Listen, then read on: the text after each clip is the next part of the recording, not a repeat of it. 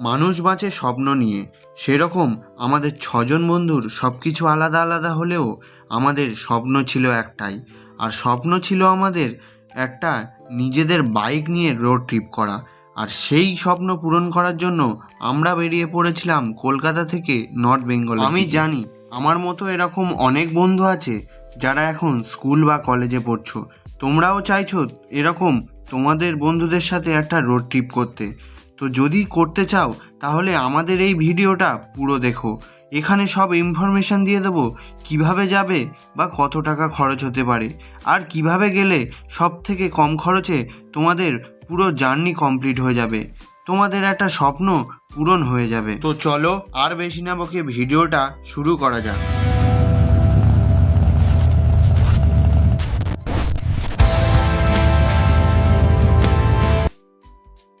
তো ঘড়িতে এখন বাজে প্রায় 3:30। তো তোমরা এখন ভাবছো হয়তো কেন এত ভোরবেলা উঠেছি। এটা ভোর 3:30। তো আজকেই সেই দিন যেদিন আমরা রাইডটা শুরু করব।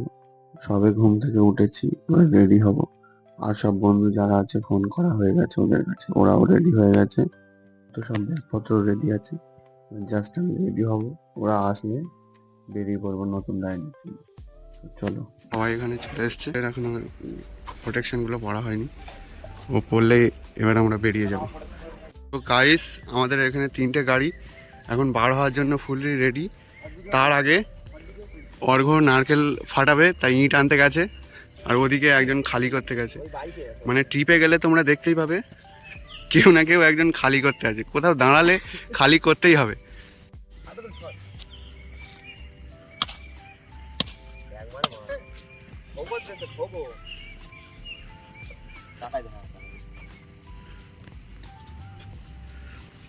তো অর্ঘ্য নারকেল ফাটানো কমপ্লিট, এইবার আমাদের রাইড শুরু হবে। অর্ঘ্য রেডি? একদম চলো চলো তখন চলো। তারপর আমরা বাড়ি থেকে জার্নি করে প্রায় 30 কিলোমিটার দূরে একটা পেট্রোল পাম্পে এসে দাঁড়াই বাইকে তেল ভরাতে। হচ্ছে এখানে রনিতেরও ফুল আপ হয়ে গিয়েছে, তোতনেরও ফুল আপ হয়ে গিয়েছে। তোতনের ঢুকেছে কত টাকার তেল ঢুকেছে তোতন? তোতনের 930 টাকা। আর রনির তোর কত ঢুকেছে? 900। রনিতের 900 টাকার তেল ঢুকেছে, আর তোতনের ও 930 টাকা। মানে মোটামুটি সবার বাইক এখন খেয়ে দিয়ে রেডি। এবার শুধু হবে অ্যাড। তারপরে আমরা বিরাটি হয়ে কল্যাণী এক্সপ্রেসওয়েতে ওঠার মুখে কিছুটা রেস্ট নিয়ে আবার আমাদের জার্নিটা শুরু করি। এইরকম টারম্যাক রোডে রাইড করতে করতে কখন যে কৃষ্ণনগর পার হয়ে গেলাম বুঝতে পারলাম না। তারপর ব্রেকফাস্ট করার জন্য কৃষ্ণনগর থেকে কিছুটা দূরে রাস্তার ধারে একটি ধাবা দেখে দাঁড়িয়ে পড়লাম। তো 190 কিলোমিটার জার্নি করে আমরা এই একটা ধাবায় এসেছি, প্রজাপতি সুইট। তো এখান থেকে সবাই ওই পেটাই পরোটা আছে এখানে, বেশ ভালো। তো এই পেটাই পরোটা সবাই খাবে বলছে। তো এই পেটাই পরোটা অর্ডার দেওয়া হয়েছে, এখন আসুক, কারণ সবার খুব জোরে খিদে লেগেছে।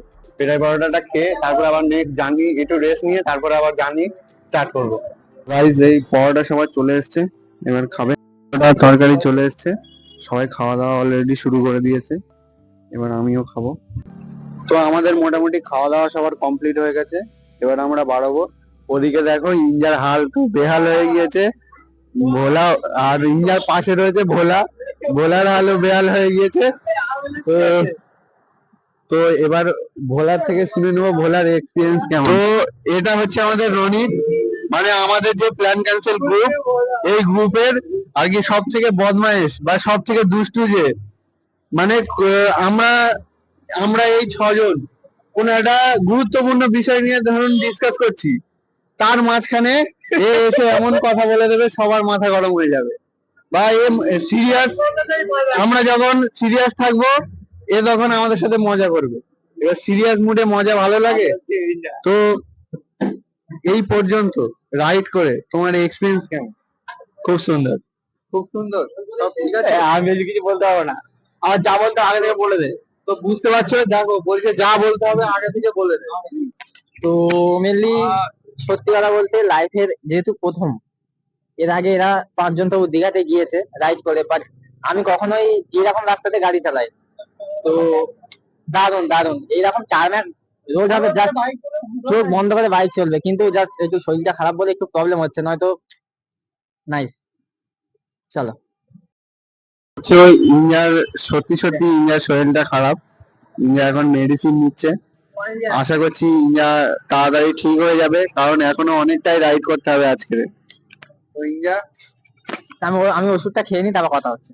আমাদের মধ্যে এতটাই বন্ধুত্ব, ওর ওষুধটা ভাগ করে খাওয়া হচ্ছে আমাদের। রনিদের কিন্তু কিছু হয়নি, ও ওষুধ খাচ্ছে কারণ ইঞ্জা খাচ্ছে।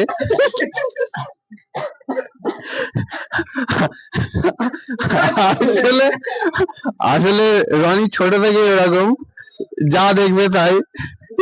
ইঞ্জার ওষুধ খাওয়া দেখেছে, তাই ওর ওষুধ খেতে হবে। তারপর ওখান থেকে বেরিয়ে কখন যে রাইড করতে করতে বহরমপুরে পৌঁছে গেলাম নিজেরাও বুঝতে পারলাম না। তো মেনলি আজকের আমাদের সারা দিনটা বা আজকের এই আমাদের জার্নিটা কাটবে এই NH-12 ওপরেই। আমরা কল্যাণী এক্সপ্রেস হয়ে বড়জাগুলি ঢুকি, আর বড়জাগুলি থেকে NH-12 ধরে সোজা চলে যাই শিলিগুড়ির দিকে। আর এই রুটটাই হচ্ছে শিলিগুড়ি যাওয়ার বেস্ট রুট। তারপর বহরমপুর পেরিয়ে রাইড করতে করতে কখন যে ফারাক্কায় পৌঁছে গেলাম নিজেরাও বুঝতে পারলাম না। তারপর ফারাক্কার জ্যাম ক্রস করে কিছুটা রাইড করতেই পৌঁছে গেলাম মালদায়। যেহেতু সেই সময় মালদা টাউনের জ্যাম ছিল, তাই আমরা মালদা বাইপাস নিয়ে নিই এবং বাইপাসের ধারে একটা ধাবাতে দাঁড়িয়ে পড়ি দুপুরের লাঞ্চ সারার জন্য। অনেক জোরে খিদে লেগে গেছিল, তাই সামনে বিরিয়ানি থাকলে আর খিদে আটকানো যায় না, তাই আমি খেয়ে নিচ্ছি। টেস্টটা কেমন? বিরিয়ানিটা মোটামুটি মোটামুটি আছে, অনেক টেস্ট। খেয়ে নিয়ে বলছি। তো আমাদের এই যে ভেজ থালি দিয়েছে, আমরা তিনজন, আর আসাদুল, রনি আর সুজা হচ্ছে বিরিয়ানি খাচ্ছে। আমাদের আর ডবল ডিমের করে একটা করে অমলেট নেওয়া হয়েছে। টেস্ট আছে। হ্যাঁ, টেস্ট আছে। চলো খেয়ে দিয়ে নিই, তারপর কথা হচ্ছে। মোটামুটি কমপ্লিট। আর আমরা সবাই মিলে ঠিক করলাম যে আমরা রায়গঞ্জ স্টে করবো। তো চলো, এখান থেকে রায়গঞ্জ এখনও প্রায় ওই 90 কিলোমিটার মতো। তো এখন সময় আছে 3:40 মতো। তো চলো আমাদের জার্নিটা শুরু করি। আর তোমরা তারপরে আমরা ওখান থেকে টানা 90 কিলোমিটার রাইড করে পৌঁছে যাই রায়গঞ্জে। রায়গঞ্জে আমরা যেহেতু সময় মতো পৌঁছে যাই, তাই আমাদের হাতে এখনও সময় ছিল এবং সময়টা নষ্ট না করে কাজে লাগিয়ে আমরা আরও এগিয়ে চলে যাই ডালখোলা পর্যন্ত। আর ডালখোলা পৌঁছাতেই আমরা পড়ে গেছিলাম এক মহাবিপদে। তো এতক্ষণ তোমরা যেটা দেখতে পেলে যে আমরা খুব সুন্দরভাবে ভোরবেলা থেকে রাইড করে শেষমেশ ডালখোলায় এসে পৌঁছাই, তখন প্রায় সন্ধে হয়ে যায়। ডালখোলায় পৌঁছানোর পর আমাদের যে একটা মেম্বার ছিল, আমাদের যে 6 জনের গ্রুপ ছিল, সেই গ্রুপের একটা মেম্বার আমাদের ইঞ্জা, মানে একটা মেন মেম্বার বলতে পারো। ইঞ্জার শরীর খুবই অসুস্থ হয়ে পড়ে। এবার যেহেতু ওর শরীর অসুস্থ হয়ে গিয়েছে, তাই আমরা আর ডালখোলা থেকে আগে মানে ওকে নিয়ে আর রাইড করতে পারবো না। তো এতটাই অসুস্থ হয়ে যায় যে সেখানে এমন সিচুয়েশন তৈরি হয়ে যায় যে ইঞ্জা আর মানে আমরা যদি আবার বলি যে ডালখোলা থেকে ব্যাক করবো নেক্সট ডে, ইঞ্জা আমাদের সাথে বাইকে ব্যাক করতে পারবে না। তো তারপরেও আমরা ওখান থেকে অনেক কিছুতে ওর বাড়ি পাঠানোর জন্য ট্রাই করি। প্রথমে ট্রেন, তারপর ওখান থেকে গাড়ি, কোনোটাই পসিবল হচ্ছিল না। তারপরে এমনকি আমরা ফ্লাইটেও ট্রাই করেছি, সেটাও পসিবল হয়নি। এমনই পরিস্থিতি তৈরি হয়ে গেছিলো। তো শেষমেশ আমাদের যে গ্রাম বোদরা থেকে আমাদের আরও যে 3টে বন্ধু, আমাদের স্কুল লাইফের 3টে বন্ধু, তারা এখান থেকে গাড়ি নিয়ে যায় ডালখোলা থেকে ইঞ্জার আনার জন্য। তো তারা রীতিমতো ডালখোলায় তার পরের দিন সকালবেলা এসে পৌঁছায়, ইঞ্জার নিয়ে ওরা যায়। এবার ইঞ্জা যেহেতু চলে যাচ্ছে, ওর পিলিয়নও যাবে। তারপরে মেন যে প্রবলেম সেটা আবার হয় ইঞ্জার বাইক কী হবে। তো শেষমেশ আমরা সবাই মিলে একটা ডিসিশন নিই, ইঞ্জার বাইকটা ডালখোলা পুলিশ স্টেশনে রেখে দিয়ে আমরা যে বাদবাকি 4জন মেম্বার, রনি, তোতন, আমি আর আশা, এই 4জন পরবর্তী রাইডটা কন্টিনিউ করি। আর ওখান থেকে ইঞ্জা আর অর্ঘ্য আবার বাড়িতে ব্যাক করে। তো জন্য খুবই খারাপ লাগছিল, কারণ আমাদের গ্রুপের মধ্যে এই যে দার্জিলিং প্ল্যানের যে ট্রিপ, এটা করেছিল ওই ইঞ্জা আর রনি 2জন মিলে। কিন্তু শেষে ইঞ্জাই প্ল্যানে নেই বা ইঞ্জাই এই ট্রিপে থাকতে পারছে না, এটা ভেবে খুবই খারাপ লাগছিল। তো কিছু করার নেই, লাইফে তো এমন ইনসিডেন্ট হতেই থাকে। তো ওখান থেকে ইঞ্জা বাড়ি চলে আসে। তারপরে পরবর্তী রাইডটা আমরা শুরু করি। এবার আমাদের যেহেতু টাইমিংটা সব আগে থেকে ঠিক করা ছিল, এবার সেদিন ওই বাইক রাখা বা ইঞ্জা বাড়ি পাঠাতে গিয়ে অনেকটাই দেরি হয়ে যায়। অনেকটা। সেদিন কোথায় সকাল 6টার সময় ওখান থেকে ডালখোলা থেকে বেরিয়ে পড়ার কথা, সেখানে আমরা 4জন সেদিন ডালখোলা থেকে বার হয়েছি প্রায় 2:30টার দিকে। ফলে আমাদের প্ল্যানের কিছু চেঞ্জ করে একটু জায়গা সীমিত করে আমরা আবার নেক্সট রাইডটা কন্টিনিউ করি। তো তোমরা জুড়ে থাকো আমাদের সাথে।